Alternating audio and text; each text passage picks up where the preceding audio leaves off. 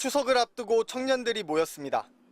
동그랑땡을 직접 빚어서 부치고 대표적 명절 음식 잡채도 버무립니다. 위험할까요? 재료도 잘 섞여야 되니까. 소쿠리 한 켠엔 꼬치 산적도 소복이 쌓였습니다. 익숙한 명절 풍경 같지만 외부와 단절된 삶을 살아온 이들에게는 용기가 필요한 경험입니다. 중고등 학창 시절 내내 따돌림을 당했던 25살 이모 씨는 대학에 입학한 지 하루 만에 자퇴했습니다. 아르바이트나 직업도 없고 친구도 없이 5년을 보냈습니다. 하루에 막 3편에서 5편씩 막 봤었어요. 계속 영화만 봤던 거. 사람을 만날 수가 없었죠. 친구가 한 명도 없다 보니까. 26살 김모 씨는 대학생 때 교통사고를 당한 후 집 밖으로 나오지 않았습니다. 침대에 누워 자거나 유튜브만 보며 스스로를 방안에 가둔 생활이 3년 동안 이어졌습니다.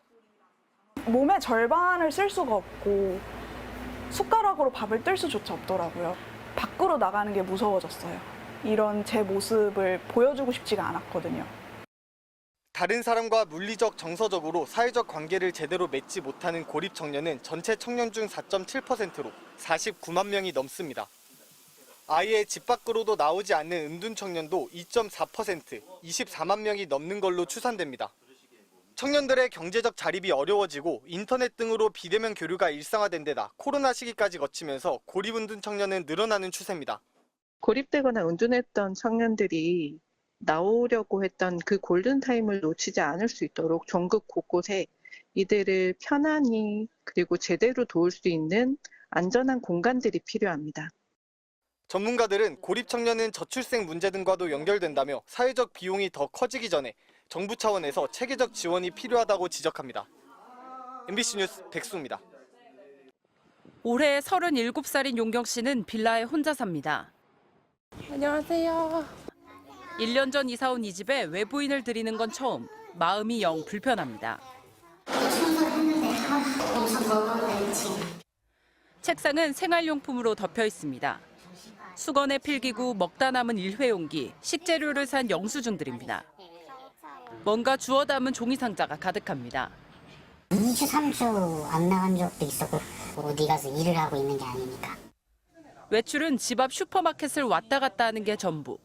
대학 졸업 직후 지난 15년간 집에만 머물렀습니다.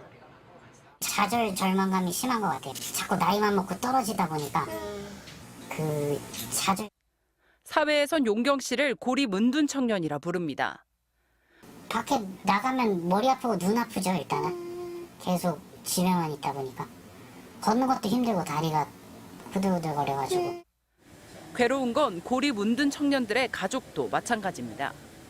39살 아들 현우 씨가 돌연 방으로 들어간 건 4년 전. 디자이너를 그만둔 뒤였습니다. 가족도 병 들어가고 식사도 외면하고 대화도 외면하고.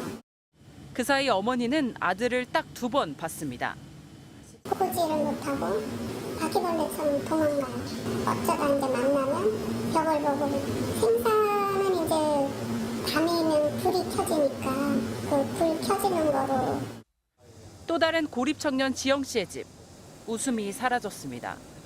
걔네는 그렇게 방에서 힘들어하고 있는데 우리가 웃으면서 생활할 수가 없잖아요. 고립 은둔 청년이 얼마나 되는지 통계도 없습니다. 최대 54만 명에 이를 거라는 추정만 있을 뿐입니다. 정부마저 올해 처음 실태 조사를 시작했습니다. 그런데 이들에겐 공통적인 특징이 있습니다. 심한 자책감에 사로잡혀 있다는 점입니다. 자기가 잘못됐고 자기가 부족하고 나약하다고 생각을 해요. 대부분 잘 살아가는데 자신이 도태되고 피하는 건 자기 잘못이다라고 생각을 해요. 이른바 묻지마 범죄의 가해자와 달리 쉽게 일탈을 시도하지 못한다는 겁니다. 묻지마 범죄자이다라고 얘기하는 거는 사회적으로나 개인적으로나 굉장한 프레임을 씌우는 거죠. 그럼에도 여전히 따가운 세상의 시선. 이들은 오늘도 자신만의 공간으로 숨어 들어갑니다. MBC 뉴스 박솔림입니다. 27살 신현재 씨는 은둔 청년이었습니다. 집안 사업이 망한 뒤 친척까지 6명이 함께 9평짜리 원룸에서 살았습니다. 밤이 되면 스탠드를 켜면 그 불빛이 밝아서 가족들이 잠을 못 자니까 화장실에서 변기에 앉아서 공부를 하기도 하고 아니면 아예 복도로 나가서 공부를 하기도 했어요. 다른 친구들을 부러워하기 시작했습니다. 나는 지금 대입뿐만 아니라 가정에서 해결해야 할 일도 너무너무 많은데 저 친구는 유일한 고민이 대입이구나. 너무 부러웠어요. 왜냐하면 대입은 우리 또래 아이들은 당연히 하고 있는 고민이니까. 대학에 진학해서도 닥치는 대로 일하며 돈을 벌었습니다. 20살 때는 맥도날드에서 알바를 했고요. 나중에는 그 러쉬라는 화장품 가게에서 일을 하기도 하고 콜센터에서도 알바를 해보고 또 학원에서 강사로 일해보기도 하고 조금 다양한 일을 했어요. 결국 절망과 우울감이 밀려오면서 취업도 포기하고 스스로 방에 갇혔습니다. 그렇게 여러 해를 고립돼 있다가 최근 다시 용기를 내고 밖으로 발을 내딛었습니다. 지금보다 더 늦어지면 신입사원으로 취업을 할 수가 없겠다.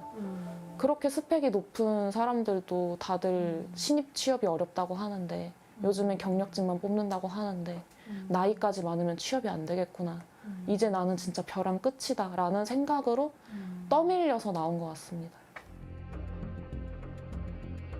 우리나라의 은둔형 청년은 24만 4천 명으로 추정됩니다.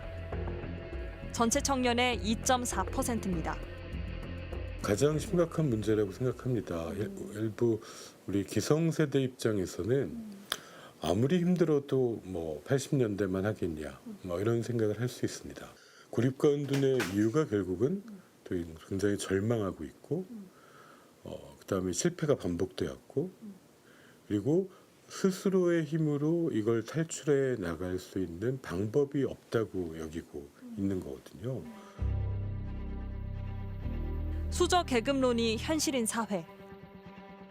금융자산 하위 25% 부모의 자녀는 상위 25% 부모의 자녀에 비해 양질의 일자리를 가질 확률이 8%포인트 낮은 것으로 나타났습니다.